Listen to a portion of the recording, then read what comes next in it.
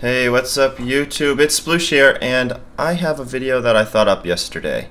I want to do a video talking about how you can tell if you're a really good player in first-person shooters, or what skills would someone who is at the pro level, what skills would that person have, and it might give you something to think about, something to aspire to.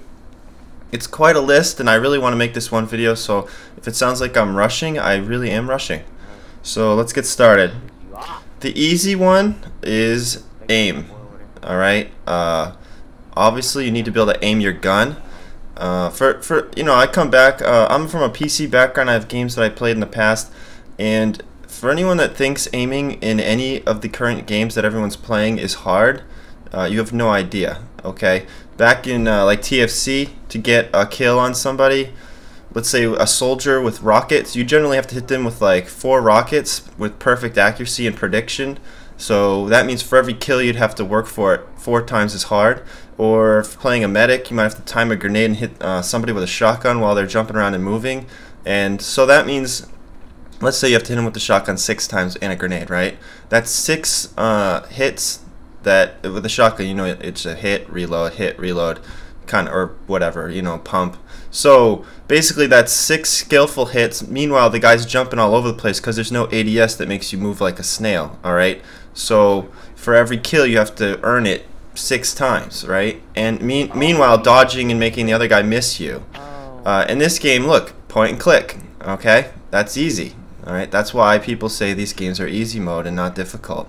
Alright, moving on. Alright, minimap, easy one. We'll get over that real quick. Everyone knows this. You look at the minimap, blah blah blah blah blah.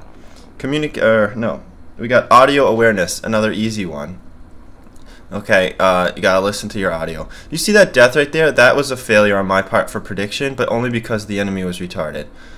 Basically, I saw that they captured headquarters. I killed that one guy. I'm using a silencer, so I figure they don't know where I am. And I gave it, like, 4 seconds, and then I moved forward, assuming at least one of them would have, moved on with his life. But no, they both were just ADSing the stairs waiting for me. So props to them, I guess, but I wouldn't exactly say I was outsmarted. Okay, so now let's get to the more interesting stuff, alright? Mental map, okay? Do you know how, like, when you first start a game and you're going for first blood, you kind of know where they're going to be for the first, like, run of the game? Well, good players have that kind of map and awareness almost 24/7, even if there was no mini-map, okay? Now this map is absolutely horrid example, and this game type is a horrible example of this. That's another thing about Call of Duty. It loves to make maps that ruin things that good players take advantage of, okay? Like, let's say Demolition's actually a good example of an easily predictable map because the spawns don't really change very much. So in your head, you know routes, you know ways people go from point A to point B, and you can kind of get a feel for where people go, where they might be at the moment. So it's kind of like not just where they are, but where they're headed. So that's part of like the map, right? Most people see on the map a red dot and they just run straight for it. But you also need to like think where that dot might go, okay? And it seems kind of obvious, but it's a prediction thing. And you should be able to at least try to predict pretty much every movement of the enemy. When you're really in their head, it's very effective. That's where you get into mind games, okay? Now that you can predict where they are, and you know that they know how you killed them, right? So you got to work with that and try to juke them and move around a little bit. And in my last headquarters video, which is about the party system, I had a lot of kills where people called me a camper and stuff, but actually I was just messing with their heads because I'd kill them in one corner knowing they were headed my way, and then I'd move to the next corner up ahead knowing they'd be checking the wrong corner when they get to me. Just watch the video and you'll see what I'm talking about. So, you get people always go for revenge kills, so that gives them a level of predictability. You just have to think. It's hard to explain. It's just sort of, I don't know. It is what it is, right? You kill them, and they know where you killed them, and now you know that they're going to be headed in that general direction. So now you've got a route in your head. So if you know where they respawn, you can predict what's going to happen, and that level of prediction is going to give you an advantage. That kind of comes back to the kill count too. You see on the left side there, it's showing me that Legend's killing people. I don't know how much you people look at that, or if you even wonder why that's there, but I noticed actually in Battlefield 3 there's the kill count there, and it made me realize, like, this is something that's in every first-person shooter. Does anyone ever wonder why? Like, why do we care what our teammates doing, right? It's because that is important information. When I was playing competitively in many games, I was staring at the kill counter. To me, the kill counter was actually a minimap before minimaps existed, because I knew what my teammates were doing generally. I knew where they were going. I knew their objective. I knew if they're offense or defense or whatever. I started to learn usually my opponent and what they were doing. In some games, like for example, there would be people who drive in tanks in Battlefield, and they would, you know, if I saw that tank die, then I knew that the tank was dead. I didn't even need my teammate to tell me, you know.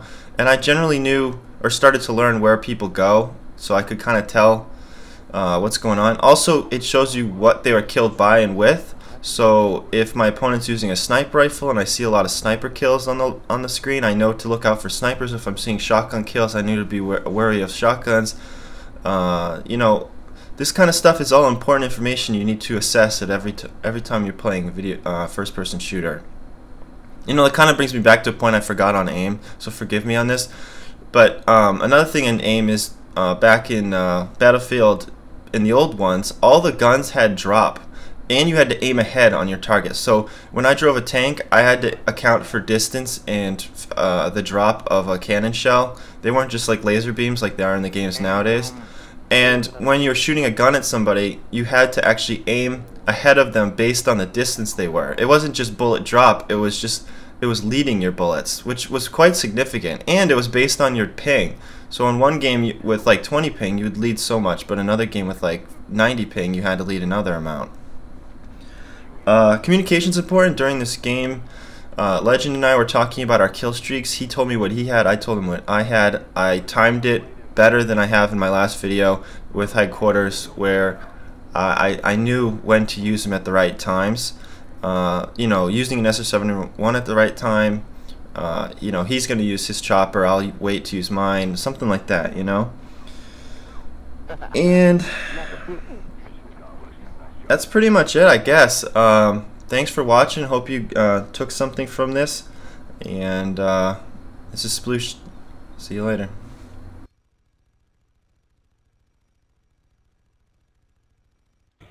Game over.